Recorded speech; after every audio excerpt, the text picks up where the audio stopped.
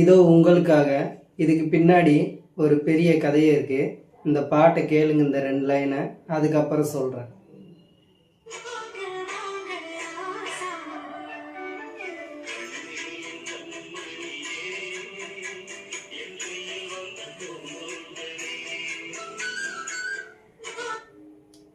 கண்ணே என் கண்மணியே, என் கையில் வந்த பூந்தோட்டமே.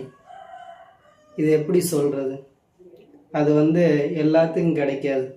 மனைவி அமைவதெல்லாம் இறைவன் கொடுத்த வரம்னு சொல்லிட்டு அப்படிதான் என் மனைவியும். நாங்கள் அவ்வளவு தூரம் பாடுபட்டு உழைச்சி நிறைய வரும்போது ஒரு ஸ்டேஜில் என் மனைவி ஒரு ஒரு சைடு மண்டை ஓடே இல்லை. அதை எடுத்து அது போகிற அளவுக்கு ஒரு 8 லட்சம் செலவு பண்ணி என் மனைவியை காப்பாற்றி கூப்பிட்டு வந்தேன். இப்போ அதுலேருந்து மீண்டு வந்துக்கிட்டு இருக்கேன். இப்போ 3 வருஷம் ஆயிடுச்சு.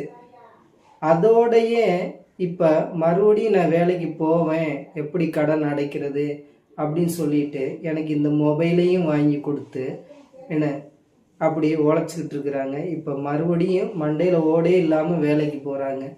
அதுதான் சொல்கிறேன். என் ஒய்ஃப் என் கையில் வந்த பூந்தோட்டமே, கண்ணே என் கண்மணியே, என் கையில் வந்த பூந்தோட்டமே. அந்த பொக்கிஷத்தை நான் எப்படி வச்சுக்கிறேன்னு நீங்கள் கமெண்டில் சொல்லுங்கள் நண்பர்களே.